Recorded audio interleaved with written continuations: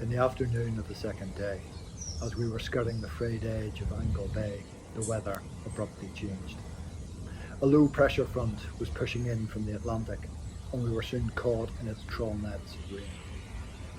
Behind us, when we turned to look beyond potato drills and wildflower meadows, the huge oil refinery at Roscarver was dematerialising.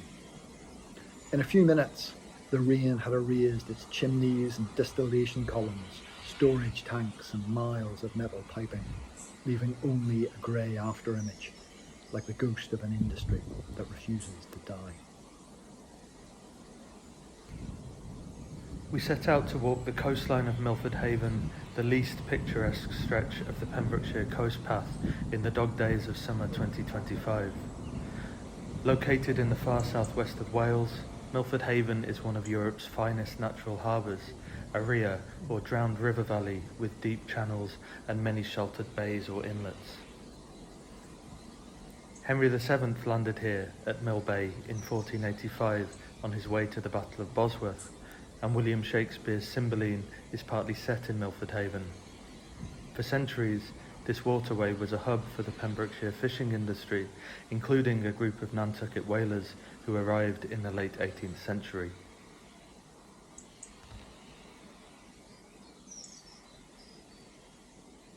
By the 1950s, however, fishing was in terminal decline, and the Suez Crisis forced the UK government to expand refinery capacity in Britain as oil consumption rapidly increased.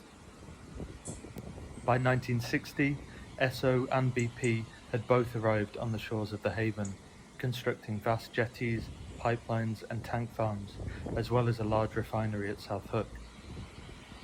Texaco, Gulf and Amoco all followed, so that by 1973, the year of the global oil crisis, there were 4 refineries, a petrochemicals plant and a huge oil-fired power station, all located within a few miles of each other.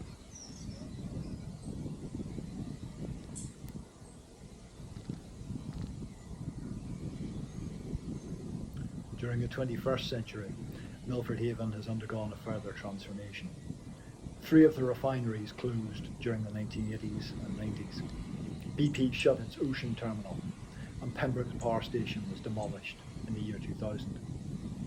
However, a new gas-fired power station was constructed in 2012, and liquefied natural gas terminals were opened on former refinery sites at South Hook and Waterston.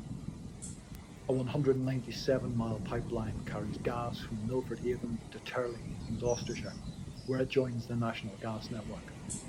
Supertankers carrying oil from Nigeria, Libya and Cameroon still dock at the Valero refinery on the south shore, and liquefied natural gas arrives regularly from the Gulf Coast of the United States. This deepwater port on Wales's Atlantic coast has been a hub of the global fossil economy for 65 years now. It supplies about 20% of the UK's gas requirements and produces 270,000 barrels of petroleum every day.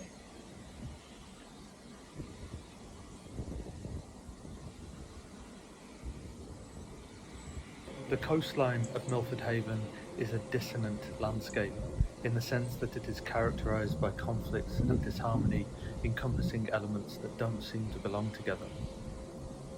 It is frequently beautiful, offering bold panoramas of land and water, woods and salt marsh that made us pause, look and think. But this natural beauty is almost everywhere entangled with or infiltrated by industrial structures, jetties and pipelines, chimneys and tank farms, pylons and wind turbines, razor wire and chain link fences. Many people regard these as ugly, unsightly intrusions, landmarks that are literally and metaphorically out of place.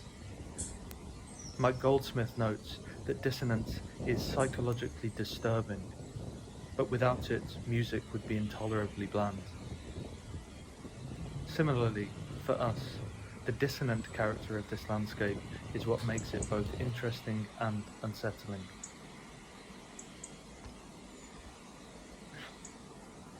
It was important that we should walk in, across and through this landscape, exposed to the weather and the bites of horseflies, threading a line between the water and the land. As Rebecca Solnit observes, walking strikes a delicate balance between working and idling, being and doing. It leaves us free to think without being wholly lost in our thoughts. Having read a great deal about this place, pored over maps and videos and images, our moving bodies and five senses became instruments with which to register Milford Haven's characteristic dissonances, though we also sought to record our impressions and experiences in notebooks or on smartphones and digital cameras.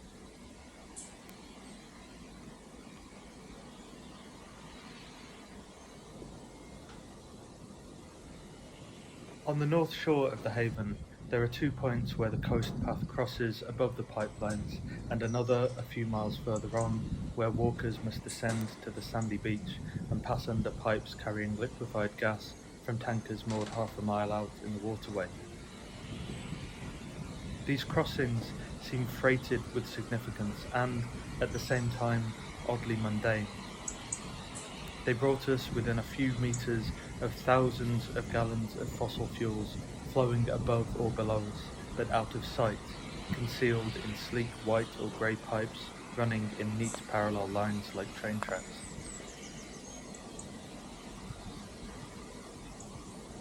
This highly engineered, hermetically sealed industrial infrastructure contrasted with the grim dilapidation of the bridges, enclosed structures of wire mesh or concrete slabs that reminded us of Willie Doherty's photographs of Belfast, or J.G. Ballard's fictional world of underpasses and flyovers, exit ramps and orbital motorways. The contrast between these urban or industrial structures, both ruinous and well maintained, and their environment of birdsong, wildflowers, ploughland and sea coast creates a dissonant meshwork of visual, tactile and sonic elements. From the north shore of the Haven, everywhere you turn, you can see the three sisters of Roscrowther, the Valero Refineries' towering chimney stacks, sending their burnt offerings skywards. Rounding a corner, emerging from shade-cooled woodland, at a gap in the blackthorn hedges, there they are, an apparently ubiquitous feature of the skyline that can't be outpaced or abandoned for very long. Yet as soon as you cross to the southern shore of the waterway, the sisters' presence becomes intermittent, even fugitive. A hazy panorama opened in the lanes beyond Hundleton, and we caught a glimpse from Porthcrochan churchyard. But as we followed the perimeter fence to Popton Fort, all we could see were pink flowering thistles and butterflies rising from the long grass. We could hear the refinery's deep industrial hum, occasionally rising to a roar as excess gas was flared off somewhere behind the humped embankments that shielded it from view. In fact, the nearer we drew to the site of the refinery, the more it withdrew from our line of sight, disappearing like some industrial variation on a fairy tale castle, leaving us wondering if it might have been a mirage or some kind of shared hallucination all along.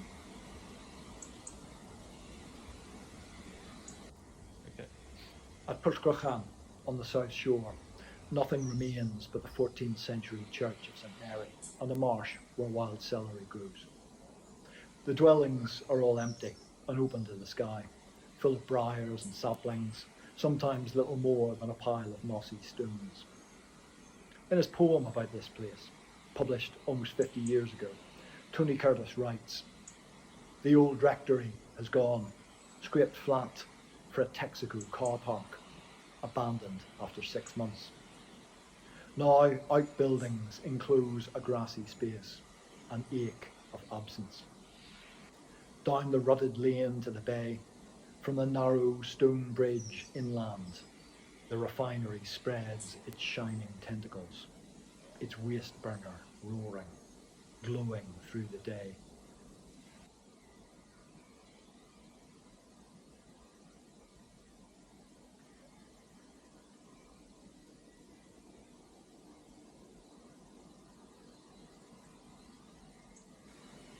That ache of absence is also felt at Bulwell Bay, where ruined cottages have merged with the broadleaf woodland, and at Roscrowther, where the spire of St Tecuman's Church is silhouetted against the refinery's gleaming bulk, last holdout of an abandoned village. These ruined or deserted places are signal features of Milford Haven's dissonant landscapes, its phenomenology of damage and loss, though they also attest to the uncanny resilience of the non-human world, which, unlike many human communities, has found a way to coexist with the shining tentacles of the oil industry.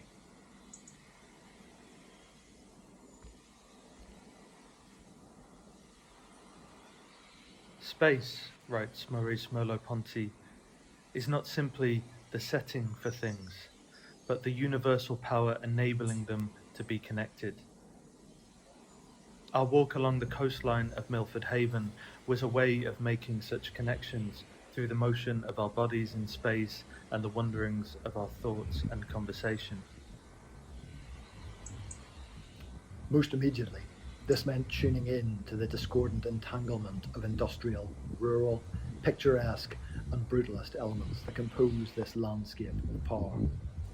But the walk's wider context is the causal relationship linking energy production, the fossil economy, and climate crisis, global issues that find one of their local manifestations on the shores of Milford Haven, West Wales.